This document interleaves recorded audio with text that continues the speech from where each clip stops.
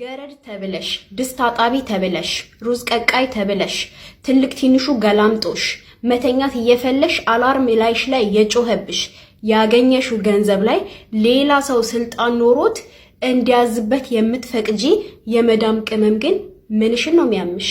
ባሌ ከሰማ በእውነት በጣም ነው የደነገጥኩት። ሰሞኑን በሰራውት እስከ 100 ምናምን እኔ ተሳስቼ ሊሆን ይችላል። እኔ የተናገርኩት ነገር እንደ ቀልድ ነበር፣ ነገሩ ቫይራል ወጣ እንጂ። ነገር ግን በጣም የደነገጥኩት ብዙ ሰዎች ቤተሰቦቻችን ከሰሙ፣ ባሌ ከሰማ ከትዳር ያፋታ ምናችሁ ነው የሚያም? እንዴት ነው አንቺ ፎቅ እና ታች እያልሽ ሽንት ቤት አጥበሽ ባገኘሽው ገንዘብ ላይ የሆነ ሰውዬ መጥቶ ቤተሰብ ራሱ ቢሆን እንዴት ነው የሚያዝበት? እንዴት ነው ከሰሙ ብለሽ ምደነግጪው? እንዴት ነው ቢሰሙ ይምሰላቸው? የለፋሽው አንቺ፣ የደከምሽው አንቺ፣ የተዋረድሽበት አንቺ፣ የላክሽላቸው ያስተማርሻቸው የገዛ ወንድሞቻችን ናቸው ገረድ ሩዝ ቀቃይ ድስት አጣቢ እብዶች ናቸው የሚሉን። በራስሽ ገንዘብ ላይ እራስሽ ወስኝ። ዛሬ የመጣሁት ለቅመሞች ነው፣ ለቤተሰብ ቅመም። አሰላሙ አለይኩም ወራህመቱላሂ ወበረካቱ። ውድ ፋሚሊዎቼ፣ ግሪስ ፋሚሊ ክርስቲያን ወገኖቼም ሰላም ብያለሁ። እንዴት ናችሁ? ደህና ናችሁ? እኔ ጋር ሰላም ነው። ዛሬ የመጣሁት እንግዲህ ስለ ራሳችን እስቲ ቆም ብለን እንመካከር። ኮሜንት ጻፉ፣ እስቲ እንማማር። አንዳንድ ጊዜ የትኛው ሚዲያ ላይ ግቡ፣ ፌስቡክ ላይ ግቡ፣ ሚዲያ ቲክቶክ ግቡ፣ ኢንስታግራም ግቡ፣ ስለ መዳም ቅመም ማንቋሸሽ ነው እየተወራ ያለው እና እስቲ አንዳንድ ጊዜ ሌላውን አጀንዳ ትተኑ እስቲ ለራሳችን ወደ የት እንደሆነ ሸር አድርጉልኝ። ይሄን ቪዲዮ እውነት ያገኛችሁ ሰው ዩቲዩበርም ቢሆን ሸር አድርጉት፣ ይጠቅመናል፣ መነቃቃት ይሆናል። የመዳም ቅመም እየተባልን የቤተሰብ መሪዎችን እያንቋሸሹን ነው ብዙ ሰዎች። አካሌ በቁጥር የለም፣ በቁጥር አይገባም። ሁሉም ሰው የመዳም ቅመም ልብ የላትም፣ የመዳም ቅመም አላማዋ ረስታለች። ሲጀመር እኮ አላማ ያለላት ሴት ስደት አወጣም። ሽንኩርቷን ትቸረችራለች ወይ እዛው ቂመዋን ጫቷን ትቅማለች እንጂ እኮ ልብ የሌላት ሴት እኮ ስደት እኮ አወጣም። ወዴት ነው? ወዴት ነው? እኛ እኮ ሳያምን ቀርቶ አይደለም የመዳም ቅመሞች እየተባልን በማንም ወጠቀሪ ያልተማረ ህዝብ ማለት ነው መሰደብ ሳያምን ቀርቶ እኮ አይደለም። ቢመለሱ ምናልባት ወደ ራሳቸው ቢመለሱ ሰው መሆናቸውን ቢያስታውሱ ብለን እንጂ መናገር አቅቶን አይደለም። ቲክቶክ ላይ ማንም ሰው እኮ ቲክቶክ ያልከፈተ የለም። የመዳም ቅመም ቪዲዮ መስራት እኮ የሚያቀተው የለም። ብንጮህኛ እንበልጣለን፣ ሚዲያውን ነው የምናገናገው። ነገር ግን ምናልባት እስኪ ቆይ ልብ ቢገዙ እኛ ቢቀየር ሰው ዩቲዩበርም ቢከፍተው ቢሰሩ ቲክቶከሮችም ኡስታዞችም የእምነት አባቶችም ይስሩ። ህዝብን እየረዱ ነው፣ እውቀትን እያስተማሩ ነው እያልን እንጂ ያም እየመጣ ዝም ብሎ ይመጣ። ግን እንዴት ነው እኛ ምን ሰው አንመስላችሁም እንዴ? አረብ ሀገር ሄደ ሴት ሰው አይደለንም? በእኛ እኮ ነው ሀገር እኮ እየተመራች ያለችው። የመንግስት ሰራተኛ ከራሱም አያልፍም። የሀገር ቤት እኮ ሰራተኛዎች የቤት ኪራይ መክፈል አቅቷቸው ደም እያለቀሱ በባህር የሚሄደው እኮ አሁን የተማረ ህዝብ ነው። ነገሩን አትበሉ። ማንኛውም አስተማሪም ሆነ የመንግስት ሰራተኛ እኮ በባህር እየሄደ ማለቅ የያዘው እነማን መሰሎቻችሁ? አገር መኖር እያቃታቸው እኮ ነው። የኑሮ ውድነት የመዳም ቅመም ማለት እኮ ቤቷን ሰርታ ራሷን አስተዳድራ ህዝብን ረድታ ቤተሰብ ወንድሞቿን አስተምራ ብዙ ነገር የሆነች የመዳም ቅመም 50 ጋጥ ወጥ እየመጣ ያፋጭብናል እንዴ? እውነት እና ዝም ስንል እኮ ምላስ የለንም ማለት አይደለም። ወንድም ሴትም የመዳም ቅመም አሉ። ጀግና ወንዶች እኮ እኛ ጋር እኮ ገሃ እያፈሉ ቡና እያፈሉ ምግብ እየሰሩ እኮ የሚሸቅሉ አሉ። ለምን? ወንድ ናቸው። የሴትን አምር ችለው እኮ ነው። ወንድ ልጅ እኮ ጠባቃ እኮ ነው። ጠባቃ ማለት ምግብ ሰሪዎች ናቸው እኮ የኢትዮጵያ ወጣቶች አሉ እኮ። በዱባይም ላይ በስዑዲም ላይ እኮ አሉ። ገጠር ለገጠር የሚሰሩ ቅመም ናቸው። የአረብ ቅመም ናቸው። ምን ነው አገርን እያነቃነቁት ያሉትና እያበለጸገው ያለው የመዳም ቅመም የአረብ ሀገር ሴት እኮ ነው። ምን ነው ረከስንባችሁ? እውነት ረከስንባችሁ። አያምም እንዴ? እኛ እኮ እህቶቻችሁ ነን፣ ሚስቶቻችሁ ነን፣ እህቶቻችሁ ነን፣ አክስት ነን። የኢትዮጵያ ወጣት ማለት ስደት የወጣ እኮ ቸግሮት ነው። አገሬ ላይ ዘና ብዬ መኖርና ደርቶኝ መኖር አቅቶኝ ነው እንዴ? በደንብ ነው እኮ የማውቅበት ሀገር ላይ መኖር።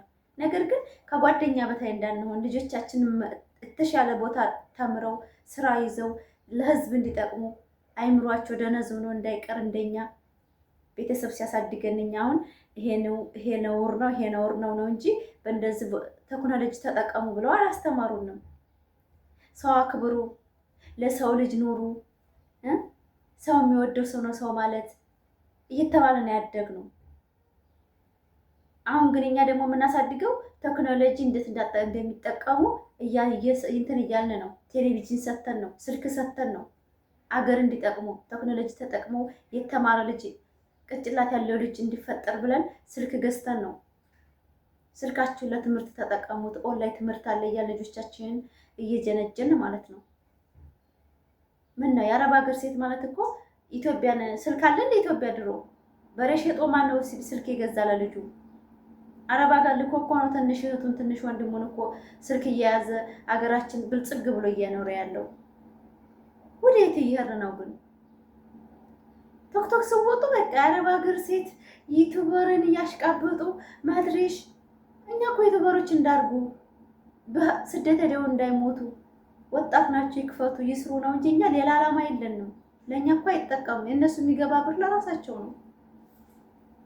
ለምንድን ነው ግን እንደዚህ ሰውን የምትተቹት? ሰው እንዳይሰራ ወደኋላ ለማስቀረት የምትሞክሩት? እኔ እየገባኝ አይደለም በእውነት ፋሚሊዎቼ።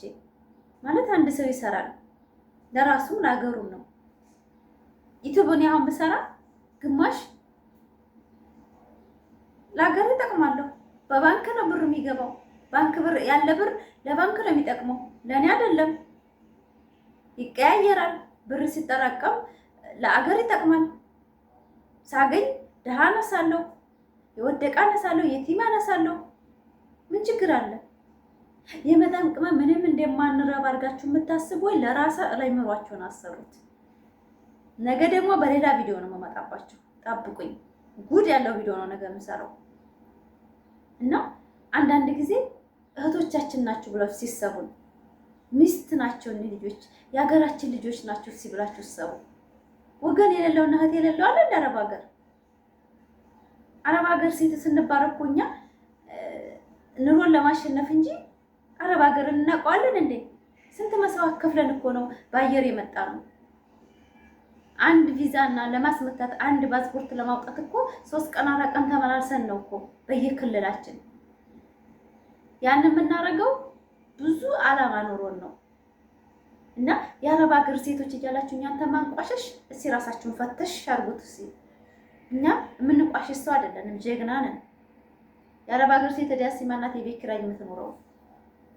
በራሷ ቤት እኮ ነው የምትኖረው። ፈርሰስ ብላ እንደፈለገች የምትሆነው ከአረብ ሀገር ሴት ናት። ማንም ኢትዮጵያ ላይ ከሆነ ከቤት ኪራይ ወጥቶ በራሱ የሚኖር የለም። እስኪ አካል ይበሉ።